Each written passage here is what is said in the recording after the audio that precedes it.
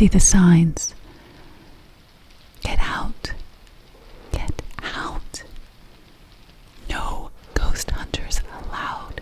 The signs are posted. Didn't you see the signs? No ghost hunters allowed. So pack up your EVPs, your EMFs, your thermometers, and ghost boxes and skedaddle. We're busy. Didn't you hear me? I said, get out. Get out. Didn't you see the signs? No ghost hunters allowed. We're busy, and we're tired of being harassed by you. You know how many ghost chasers have been through here since October 1st? Hundreds. Too many. And this is our busiest time of year, you know. It's frantic around here. So, goodbye. Go off with you.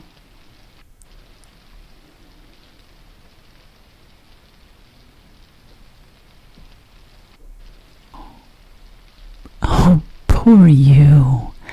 Your equipment malfunctioned, so you want me to materialize again. So you can capture me. Buzz off. I'm not a circus act. I am a living, breathing spirit. I have feelings too.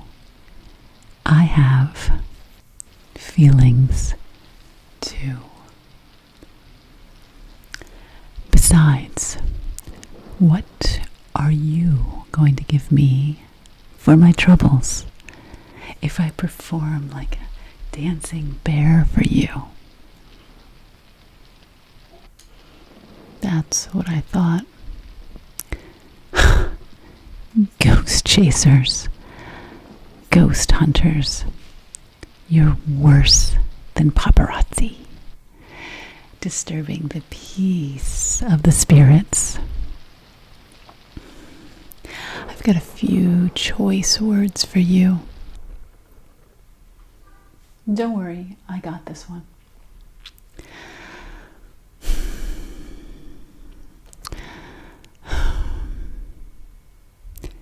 You all should be ashamed of yourselves, just coming around snooping for some juicy, lucrative, like-grabbing ghost stories and spreading fake news and lies about the spirit world. Oh, you're getting this all on video? You're recording me?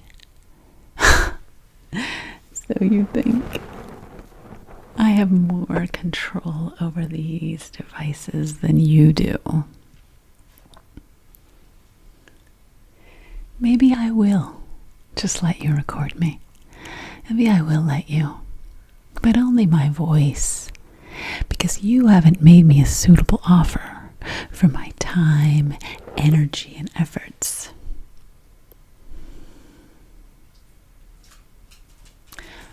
Tell you what, make sure your equipment is working, because I'm ready to go on a rant. Just say when. Ready? Yes, I've got everything under control. Yes, I know this might be a good opportunity for the press release. All right. I'm handling it. Where was I? Ah, yes. Why we hate. Yes, H word. Why we the spirits, H word. Ghost hunters. A diatribe in C minor or D diminished or some melodic key.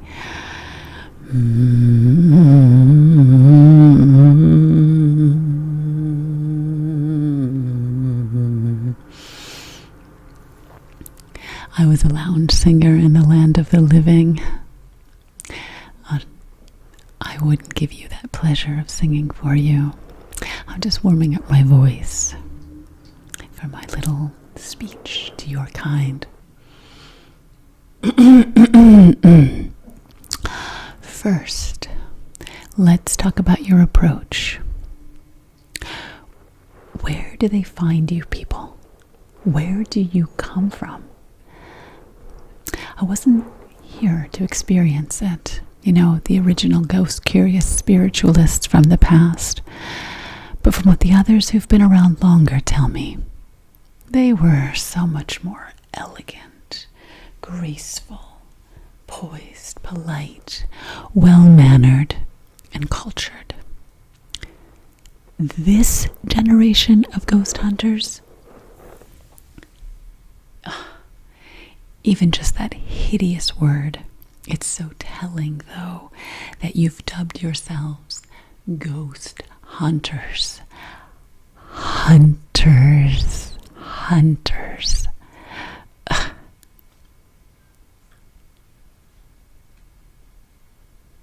Sure, that suffix is used in so many contexts, aside from stalking defenseless animals just trying to live their lives. Bargain hunting, house hunting, head hunting. Ugh. There's something wrong in your hearts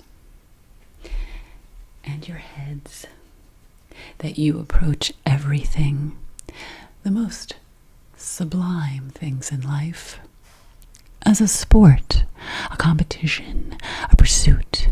You approach every experience in life with a club and blunt force. You can't force the good things in life. You just have to prepare yourself and let them find you. Learn something from the alien fanatics. Try reframing everything as an encounter.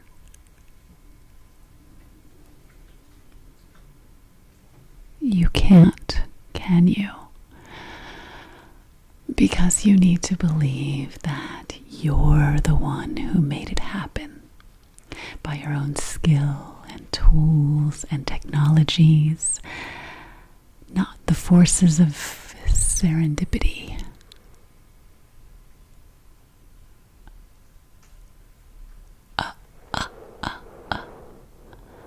No, it's my turn to talk. You've been calling out to me, asking some very personal and triggering questions. For hours, calling out to me all around my house. And you couldn't even get my name right. It's Marguerite, not Margaret, as you and your team kept shouting up and down the halls and stairs. You called out to me. You called for me. Kind of. So now it's my turn. And you didn't even bother to knock. You just, in your sense of entitlement, walked in and started digging around in my drawers and my personal effects. I don't dig around in your personal possessions. Well, not without just cause, anyway. But you are so free and so boorish and so self-serving. So that leads me to my next point of criticism with you. You ghost hunters. It's all about you. You're not here out of compassion or genuine concern for our well-being. You're here to win prizes. You want to capture us so you can prove something, to prove your right to skeptics, to get fame and fortune, respect from other competitors in the sport of ghost hunting. Ugh. Despicable.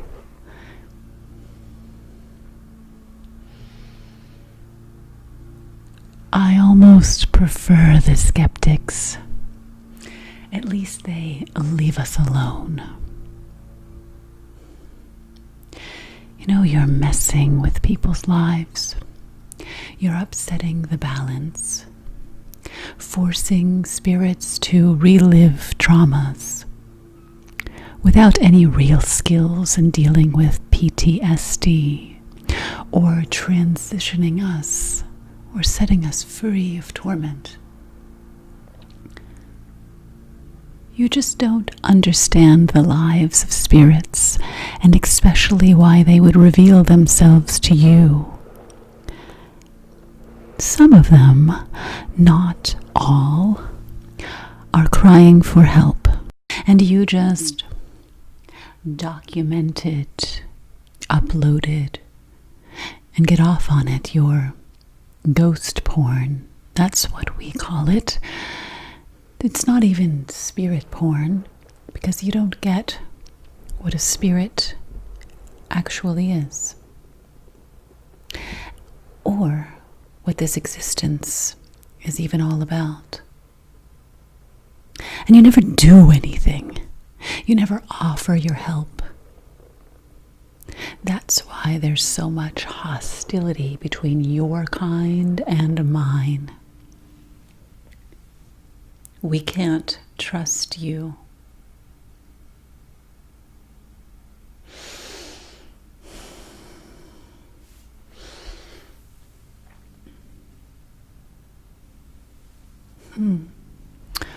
Huh. You actually seem like you're listening. Your temperature, your biorhythms, everything I'm detecting suggests that you're actually listening. Let's make sure all of your equipment is working.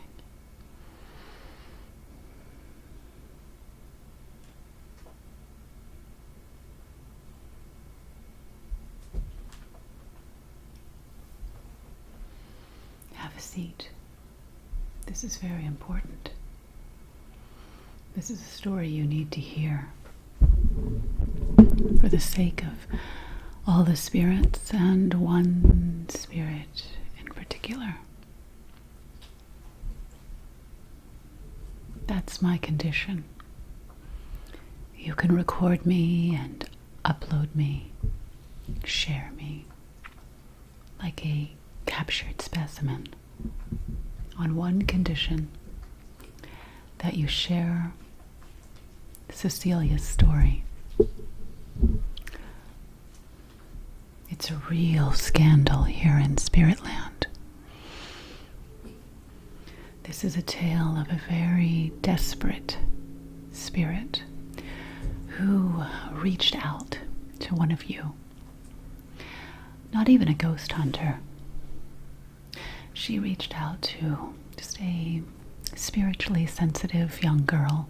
And I'm going to tell you the tragic outcome of all of that. You want a ghost story? I'll tell you a ghost story. Just make sure you're getting all of this.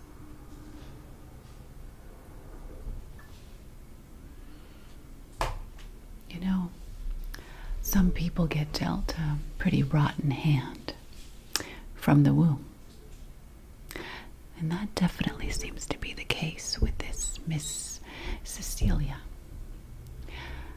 I've never met her, but she has heroine status over here now. A pitiful young girl, but a brave one. Very brave girl.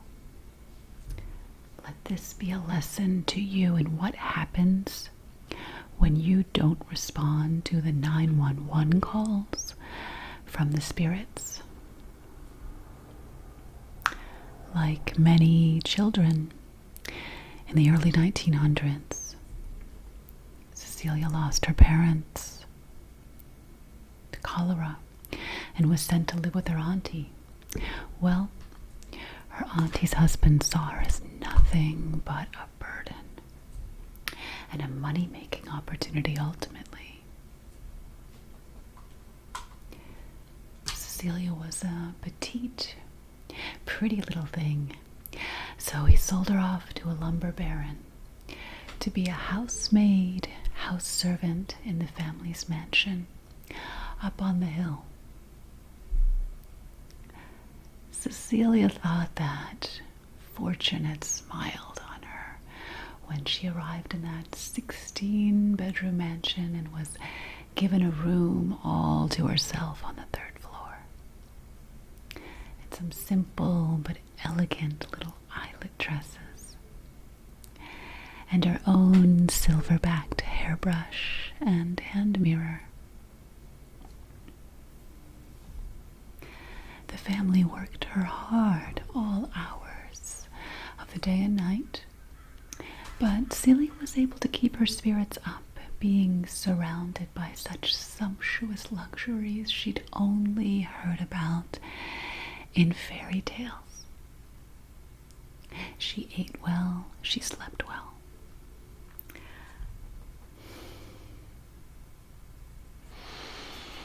At least for a spell. That is, until that first night. She heard the heavy footsteps of the master plodding up the stairs, and she heard the latch to the door of her room click open. A tragic tale that has been repeated far too often for all of human history.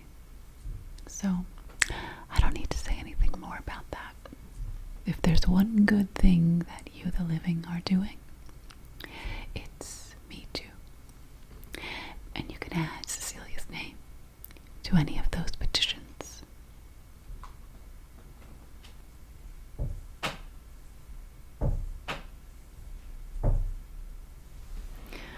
But Cecilia never got her justice. She never got her lawsuit. No, Cecilia never got her conviction. Hung herself in the basement over the wash basin in one of those pretty little eyelet dresses, but not before she combed her hair real nice and smooth. All the spirits here know about that house up on Walnut Street. She wasn't the first. She certainly won't be the last victim of Master Clark. Families have come and gone, even faster from that house. At first elated that they got such a good deal on the price, only to realize why the family who had sold to them had been so desperate to go, even at a loss.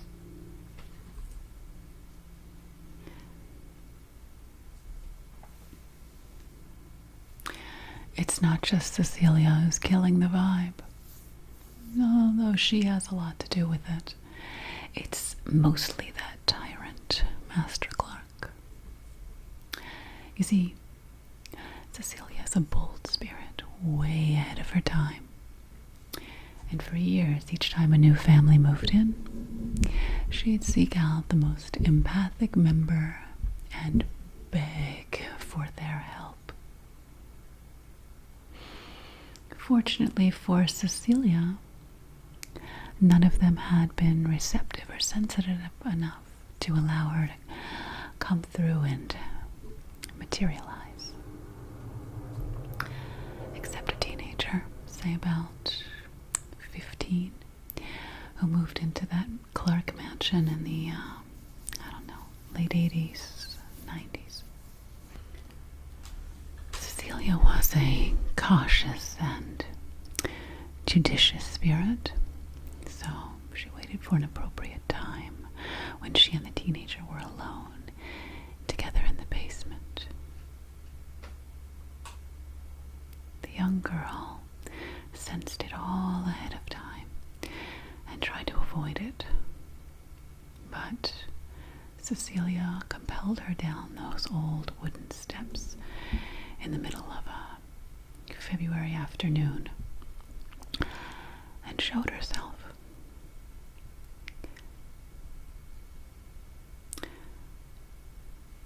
She didn't want to traumatize the young girl, so she revealed herself that she had been in life, not in death. She stood crumpled over the wash basin, sobbing as she'd done so many times during her servitude to that family.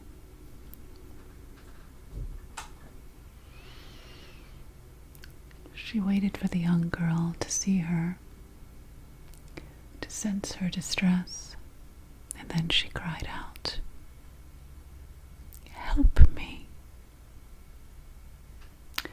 The young girl was terror-stricken, although she had compassion for her.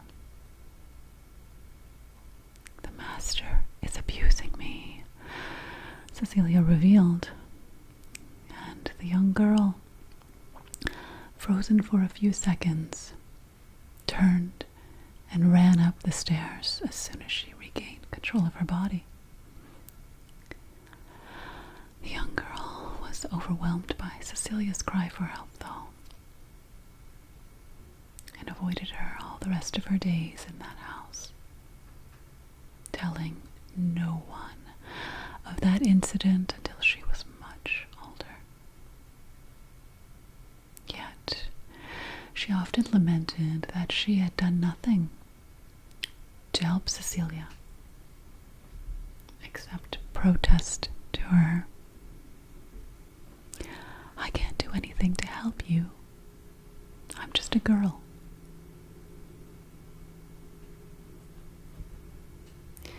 Meanwhile, the master clerk had witnessed Cecilia's cry for help, and to this day, he exacts his brutal punishment on her on a daily basis, making sure that his reputation is preserved in that community.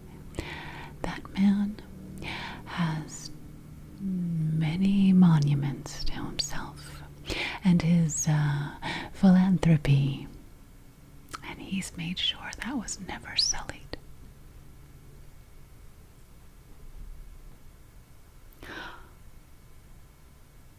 You've turned off your camera. Why? Why? Cecilia's story. Cecilia's story needs to be heard. That was our deal.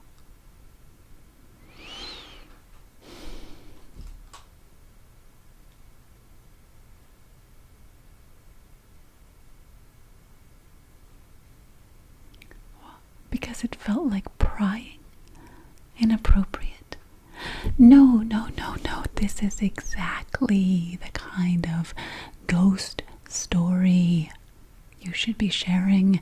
You've got to learn, all of you, what to do when a spirit reaches out to you for help.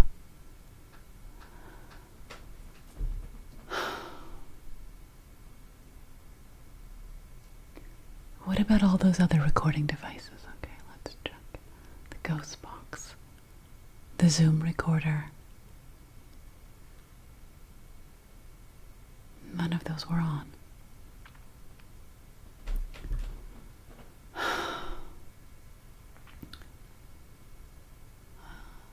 I'm checking for myself. Never mind, I'm checking.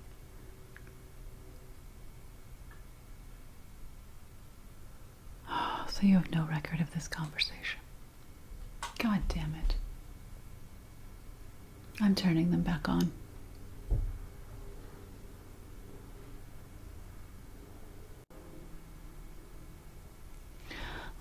made you a deal. I told you I would let you capture me if you promised to get Cecilia's story out, but more importantly, okay, we'll renegotiate, because it is more important that you educate those cursed Ghostbusters, those ghost hunters, on what the rules and regulations are, and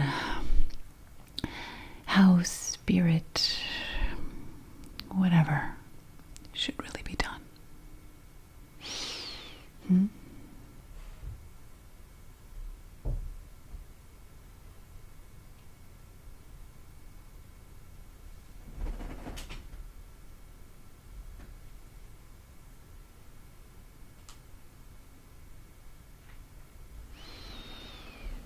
So it's a deal?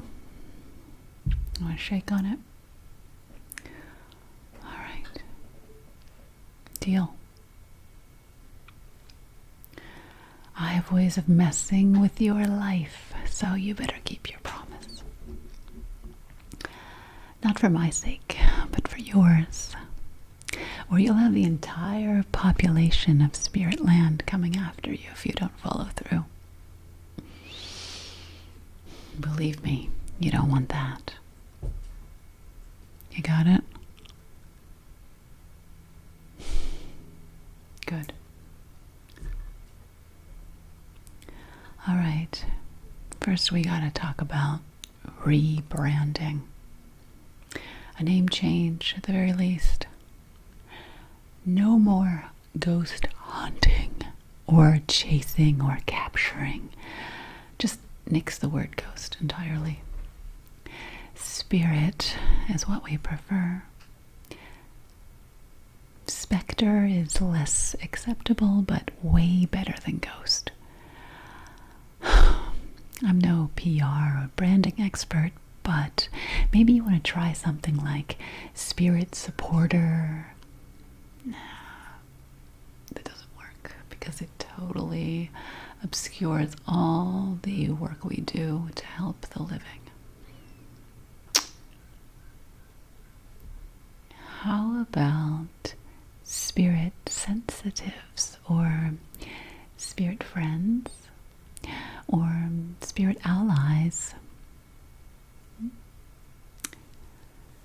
Oh, this is tougher than I thought. Give me a sec. Spirit chatters. No. Okay. Well, you figure it out. It's just got to be non-aggressive. Think hunting and call it the opposite. And name change alone is not going to get you into the spirit's good graces.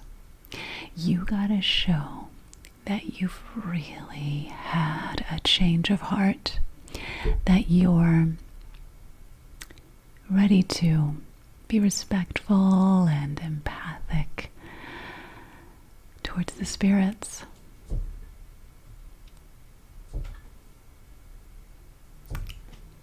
I suggest changing your recruitment and selection process and policies. I mean, you can't get just any spirit-curious doofus with a flashlight and an EMF device to represent your group. You can't allow that. Gatekeeping. Get some gatekeeping standards in place. Vetting processes and some professional licensing standards, just like every other profession. No hobbyists. You can't let these hack hobbyists damage relations between our two communities. Ugh. And stop coming through in teams. It feels aggressive and invasive, and the different energies are so hard for us to manage. As far as the rules and regulations of spirit chatting, or whatever you are going to call it. The biggest rule is intentions. Your heart has got to be in the right place. Trust me, if you get this down, you'll have a much greater level of success and more enriching encounters with the spirits. Oh, it's not enough just to be curious. Curious. In fact, don't be. Don't be curious. Be open. Be concerned. Be caring, receptive. Anything but curious. We're not exotic animals in a zoo. You're trying to enter our natural habitat. So you've got to be willing to show that you can be trusted over here. I'm telling you, if you have the right attitude, the right spirit, you may get an invitation to see, really see what goes on over here.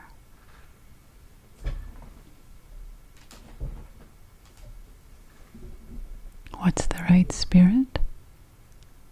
How do you show you have the right intentions?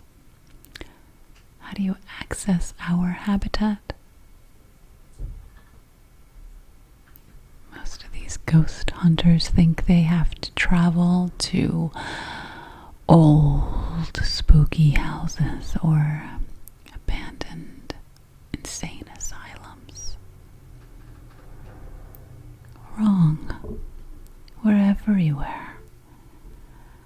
And I mean everywhere. Just start paying attention and paying your respects. Walk around apologizing for disturbing and bumping into us, for undoing what we've done already. If you see a tobacco pipe, a rag doll, a wind-up watch, a faded sepia photograph, don't move it. That belongs to someone in the spirit land. Show some respect.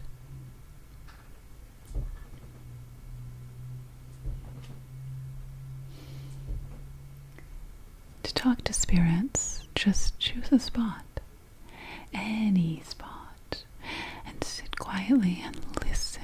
Feel. Allow yourself to recognize that many have been there before you and will come after. You'll be surprised what you see, what you hear, what you feel.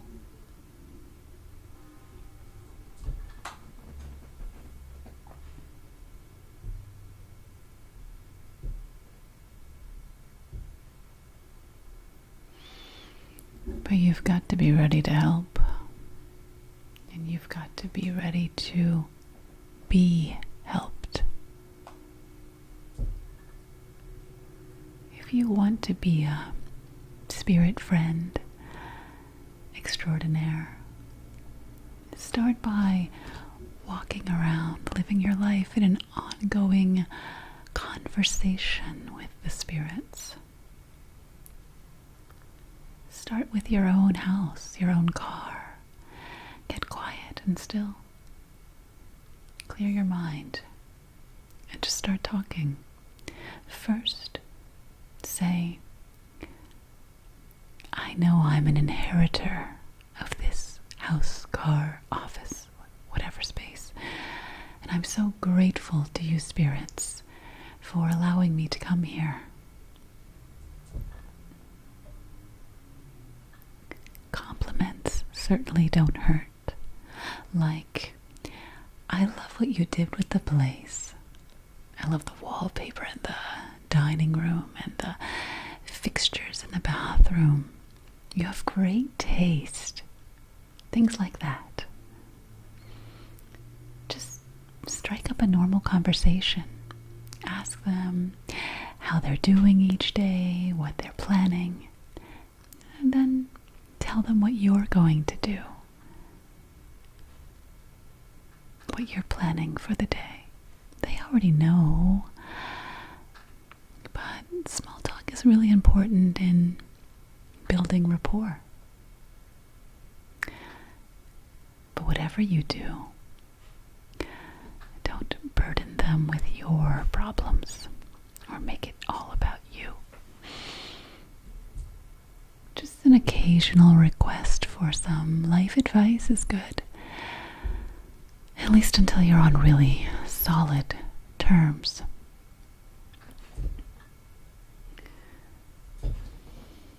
When you are comfortable with living with the spirits, they'll warm up to you. They'll introduce themselves to you. It will just happen naturally.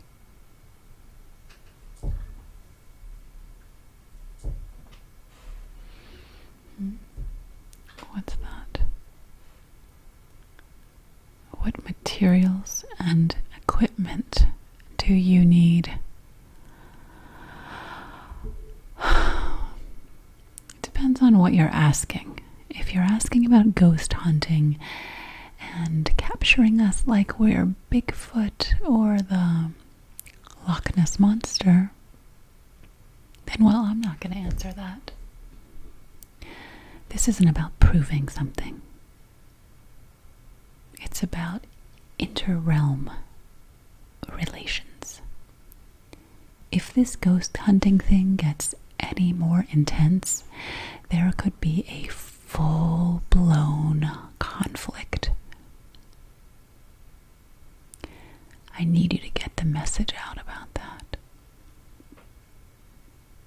We need you to get the message out about that.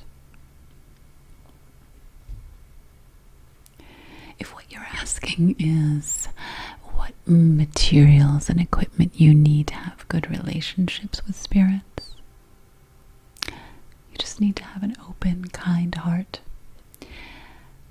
and some good listening skills. Oh, and some finely tuned hands. A lot of spirits communicate through their precious possessions: dolls, toys, watches, jewelry, favorite coffee mugs, key rings, and the such.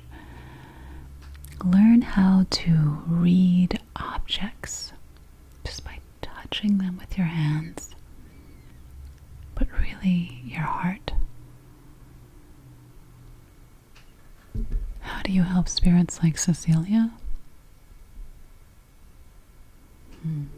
It varies on a case-by-case basis. Why, you've got to be sensitive and a good listener, like I said. Her case is very specific. She was asking for help to expose her abuser. So that's what our deal is. You need to expose her abuser. In this case, you're going to help by outing him and having those monuments in his honor demolished. And if you want to go the extra mile, you'll erect a monument or a fund or a foundation or something to honor girls like Cecilia, who didn't have a voice. You'll honor her by honoring her suffering in some way, in a meaningful way, in a way that doesn't bring any glory, fame, or fortune to you.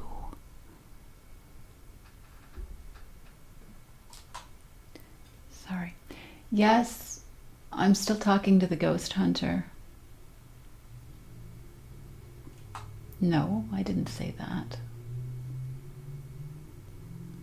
Yes, I did share Cecilia's story.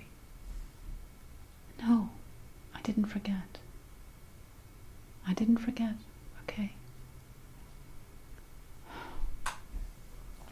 Look, I've got to go.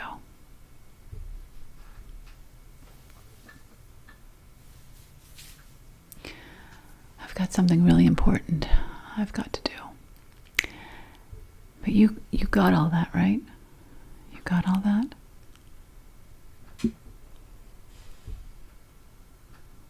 Okay, good. All right. Now you go and you share with your fellow ghosties, your little ghost finding friends. You share what I told you. And you hold up your end of the deal. And once you've done that, you come back, okay? Come back soon.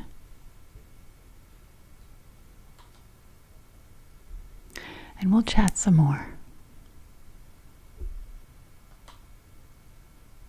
Now, turn off all that ridiculous ghost hunting gear and get out of here, because the others are not very happy about your presence. But go in truth and in light.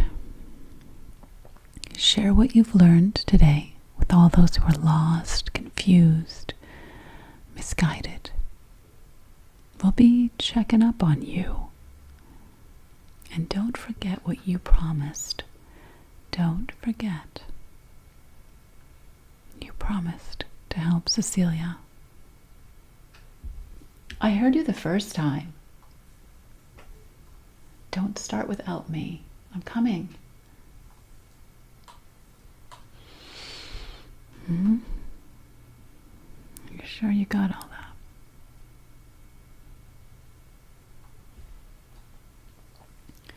All right. I'll see you soon. You know where to find me.